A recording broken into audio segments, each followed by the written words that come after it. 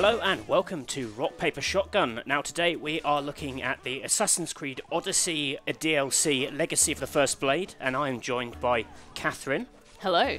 Also of RPS, not the RPS video team. No. She has seen the game, so she's going to tell us a little about it.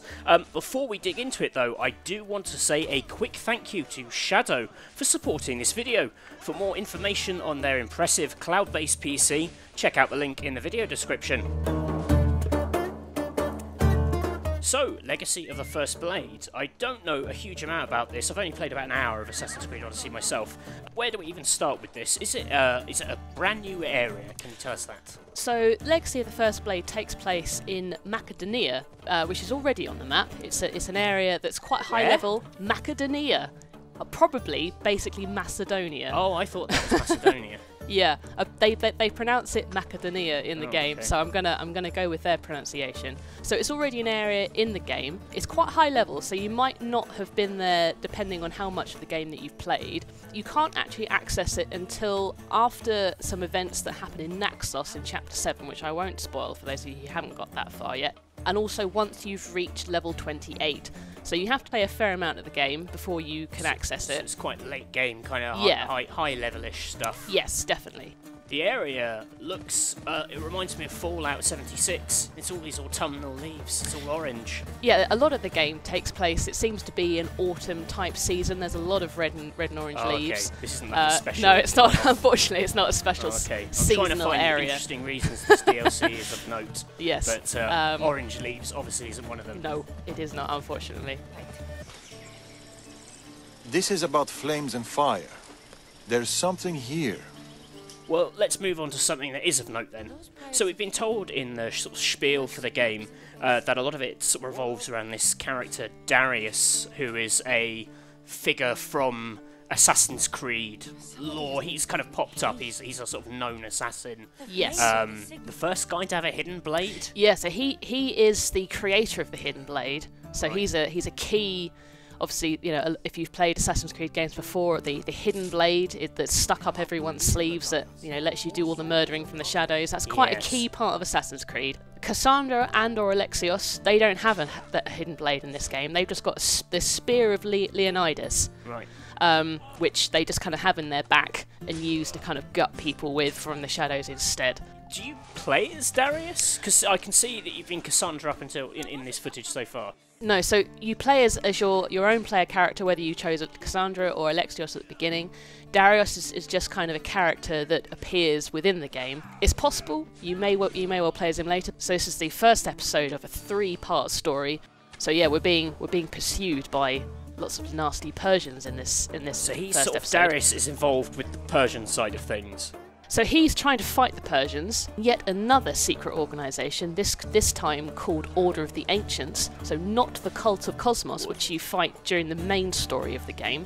And Order of the Ancients, they are the baddies in Origins. Yes. Yeah, So this is... they're all named after animals. They're Yes. called things like the hamster. It feels like this whole DLC, you know, it's called Legacy of the First Blade. It's very much about this legendary assassin who's kind of at the heart of it. Mm-hmm. Do we get to see him do anything good? Like, is he actually an interesting character? Yeah, I think so. You get to fight him quite early on in the DLC. He's really quite difficult. He's quite a tough challenge to take down. If only because, you know, he feels like a fully formed assassin. Like, this is how probably soldiers feel when they're fighting against you in the game. Jumping all over the place. Yeah, he's got quite a mean stab roll, and he's got a lot of sort of finisher moves which are quite impressive, which unfortunately I was subject to quite often during my playthrough. Don't worry, we'll edit out the 8,000 times you were Yes, murdered. that was good. Thank you for doing that. But compared to the other kind of one-on-one duels that you've done in the main body of Odyssey, you know, he does feel like a slightly different thing.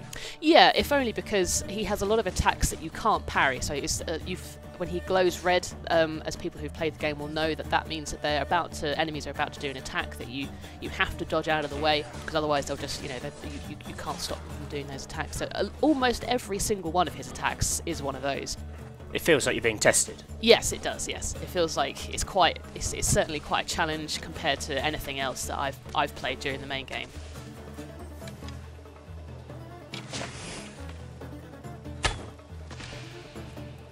So it's not a new location. Nope. And you don't play as a new character. Nope. Do you do anything new, kind of mission-wise? So this is more like a greatest hits of all the Assassin's Creed missions that you've done in the main game. So it's not technically... That sounds like a no to me. It is a no.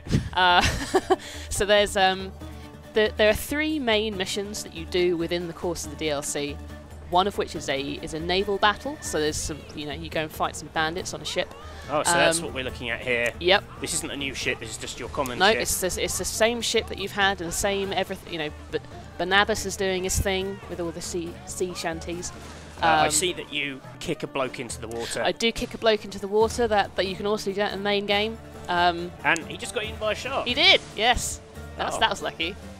This bloke, however, you seem to have just kicked into the sea, and he's just drowning. There's no sharks involved. No, unfortunately this time there were no sharks in the near vicinity. That's an incredibly sinister thing to do. I like to watch him die. Yes. Horrible. So you've done this little naval battle. Yep. Now it looks like this is a fortress. Yes. But this was just in the island anyway. Yeah, so it's a pre-existing location. You've now just got a couple of extra objectives to do within the DLC. So you've got to go and find some ledgers and some notes. You're trying to discover a secret meeting. So yeah, this is fairly standard stuff for anyone who's played the main game. And now you seem to be investigating some bloody wetlands. Yes, so I'm trying to find one of Natakis's contacts here, who was apparently lost in the wetlands. She's being, for some reason, guarded by some bears, which, as you do. It strikes me that all of this stuff, you said, took place in about 2 hours of play. So you've got a boat, a fortress, there was an assassination that we're not going to show because we don't want to spoil it. Yep. Some animals, you're investigating a bit, you're hunting it down. So there's really nothing brand new here. It's just a new sort of big side quest told using the existing mechanics. Yeah, I think so. That's certainly what it seems to be at the moment. To say, like, the Order is basically like a condensed version of the cult that you're hunting. So it definitely feels like this is the game in miniature.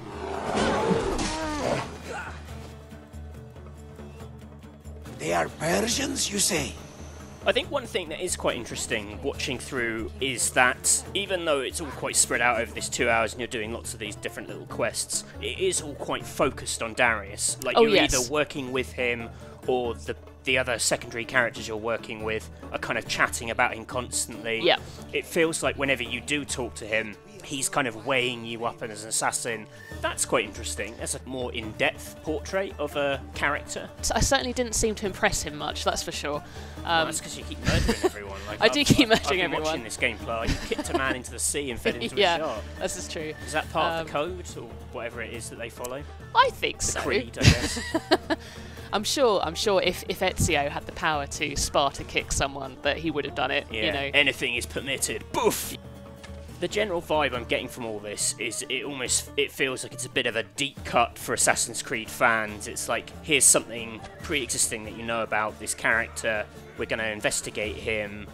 It's not like a radical departure from Odyssey, the Origins, the big 2 chunks of DLC, took you to new regions. Yep. In the past, they've had fun with like alternate histories. Yep. Assassin's Creed 3 did this like mad, I think it was George Washington who'd kind of become like a mad god, and it was all a bit kind of superhero-y and strange. Yep.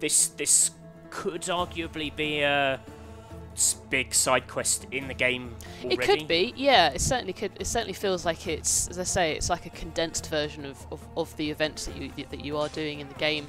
It could probably, quite easily fit into like one of the extended side quests that you do. So I guess the big question then is, if you've played 100 hours of Assassin's Creed Odyssey, do they need another 2 hours of exactly the same thing? I know it's too early to tell because the rest of the season pass hasn't come out, but like on the strength of this, is this something people have to play? I guess it very much depends on how interested you are in finding out how the Hidden Blade came to be. I think that's the main hook. Just solely on a kind of every kind of minute to minute basis, I would probably say no. I would wait and see how the story kind of develops and whether that's whether it's a story worth watching or worth playing through. Because I think Ubisoft seem to be sort of hanging a lot on Darius, but as we've seen, he's not in it a huge amount. And the scenes that you have with him, you know, they're quite fractious. He seems to be weighing you up, kind of, you know, is she part of the Order? Is she legit? And he sort of seems to be judging you quite a lot. So it's a kind of, they don't get off to the best start. And yeah, whether it's all going to depend on what the payoff is with that hidden blade. Whether Kassandra gets it at the end, that would be a really good conclusion to that story. Or she just ends up romancing him. Or that, yeah. He's like old as hell. Yeah. Not that there's anything wrong with that. Well, that hasn't stopped him in the past, I don't think. Well. I obviously need to play this game. I didn't know that there was some oldie romance. Oh yeah, there's lots of oldie romance. Well, thank you for telling us about Legacy of the First Blade, Episode 1 Hunted. No problem. It sounds like a bit of a wait and see, but we do plan to cover more of the game on the channel, so thanks for telling us about it, Catherine. That's alright, no worries. And thanks again to Shadow for sponsoring this RPS video. Shadow is a high-end, cloud-based computer available on any internet-enabled device. Just like any Windows 10 PC, you can use it to work, play or browse. It has the specs to handle any game and comes with an integrated fibre connection, perfect for downloading any games or uploading a video at the speed of light. For more information on Shadow and a discount for RPS viewers, check the link in the description. And thank you to anyone who watched this video. If you have any more questions about this first chunk of Assassin's Creed Odyssey DLC, do let us know in the comments and we will do our very best to answer them. As always, if you enjoyed this video, please do subscribe to Rock Paper Shotgun and do check out our other videos. We cover all kinds of things. As long as it's PC gaming related, we'll try and get it on the channel. But we hope you enjoyed this video and we hopefully see you soon. Bye for now. Bye.